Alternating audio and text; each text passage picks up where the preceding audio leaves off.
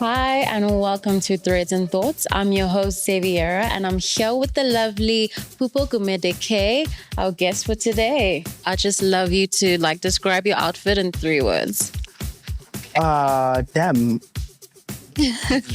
My outfit is very local. My jersey is the Malonde upcoming collection.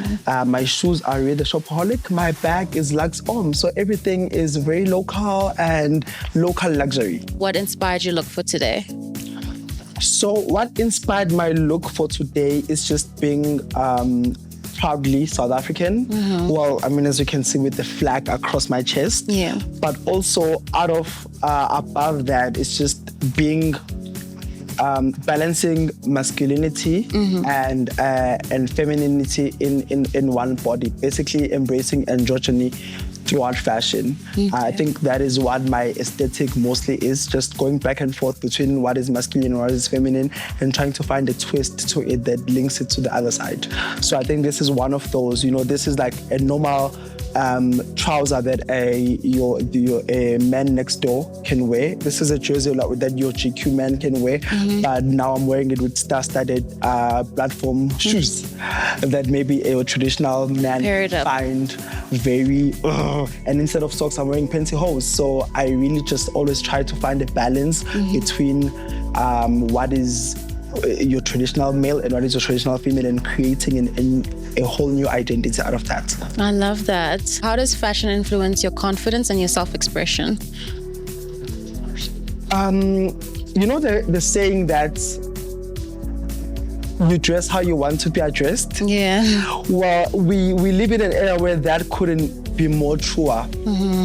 Things are perceived by their appearance, and people decide who you are before you even say who you are.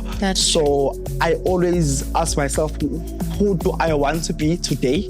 Or who do I want to be at that specific event before I leave the house, so that I don't have to explain to anyone that who I am. Yeah. So I use fashion as a medium to communicate that constantly saying, today this is what I'm standing up for, today this is what I'm saying, today this is what I want to be taken as. I love that, because fashion can play with your personality a lot.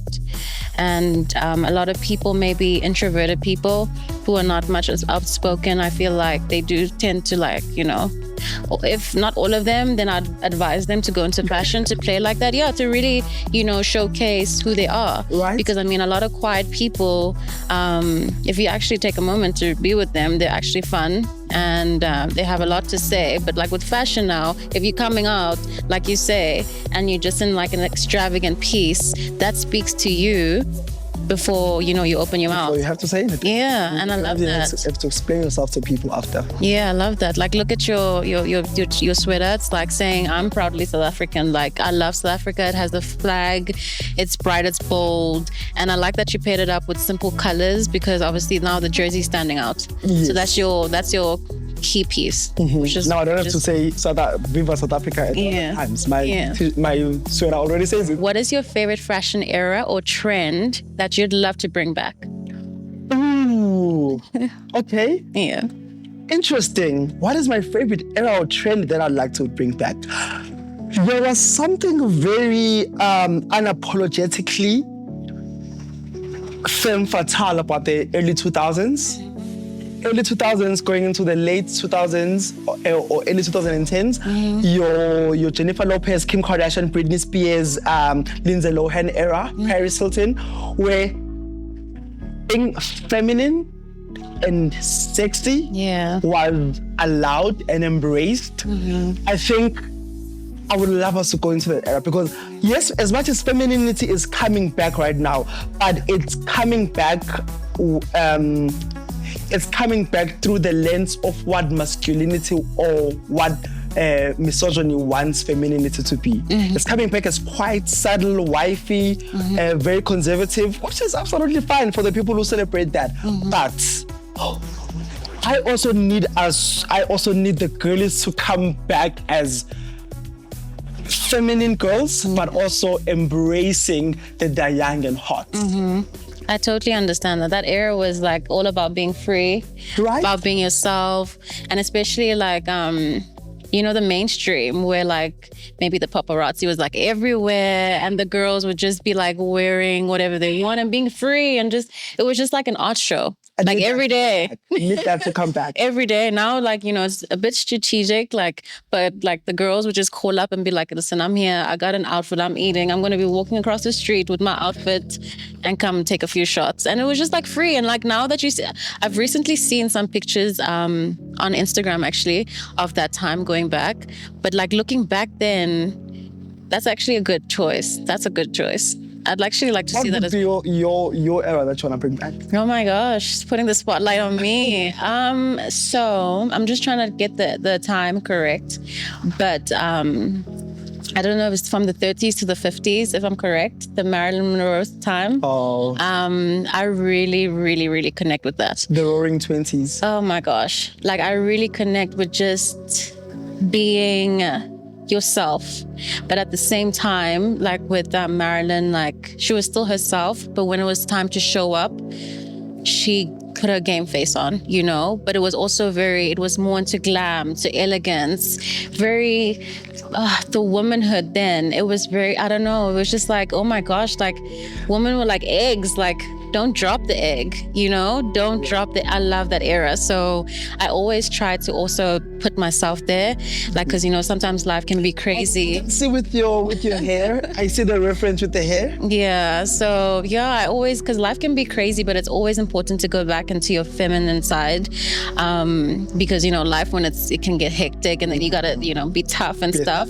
But yeah, just like to just put on a flawless dress and go back in time and just with the hair, like you can just be glamorous every day, you know? So I'd love that. I get you. What are your thoughts on emerging trends in African and global fashion? I think right now, we're obviously embracing the quiet luxury aesthetic. Mm-hmm. And it's, I just can't wait for that era to be over. Yeah.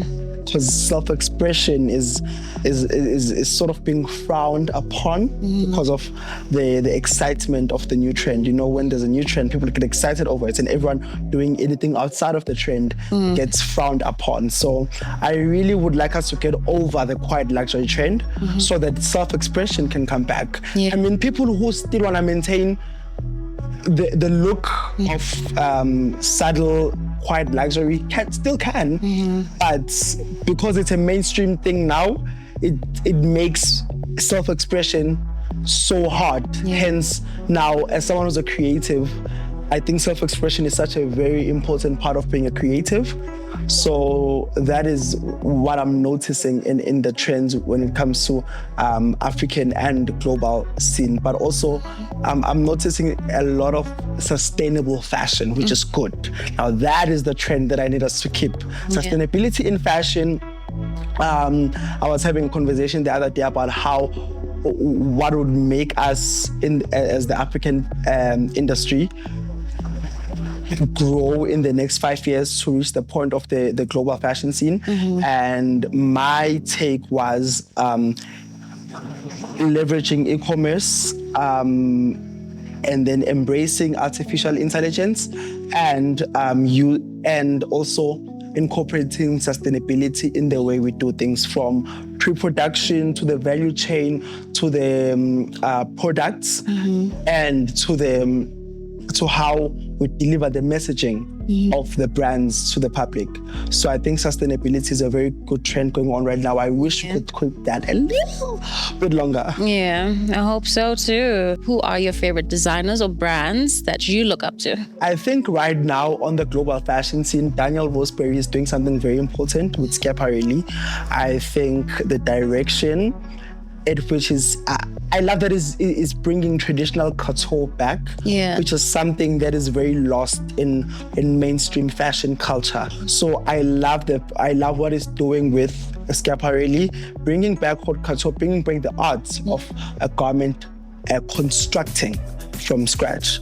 And then when it comes to the local scene, I really love what the Pan-African fashion scene looks like right now. With the cross-pollinating between Pan-African countries, your Nigerian celebrities being dressed by South African and vice versa, and Ghanaian celebrities being dressed by Ugandan designers. Yeah. It's such a beautiful thing to witness, because we then get to be put in a room where we can have conversations around fashion to say, how do we elevate the look of Pan-African fashion, and how do we elevate the conversation of Pan-African fashion? The challenges we have as a continent of creatives, how do we overcome them and make sure that all of us are being uplifted at the same time? Yeah. So I really do enjoy that chat. I won't mention any favorites because I have a lot of favorites when it comes to Pan-African fashion. Yeah.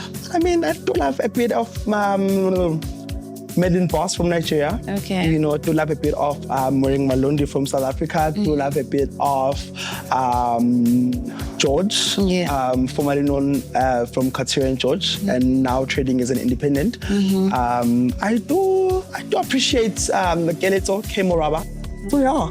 Yeah, it's always okay to have like several favorites, because every day you get inspired by so many different things. And African designers are so talented. Yeah, you see, it shows you like, how did you even think of putting that together? Yeah.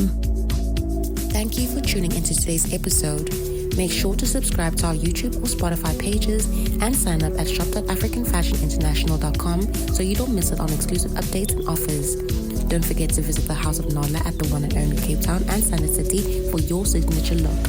Until next time, stay bold, stay intentional, and stay you.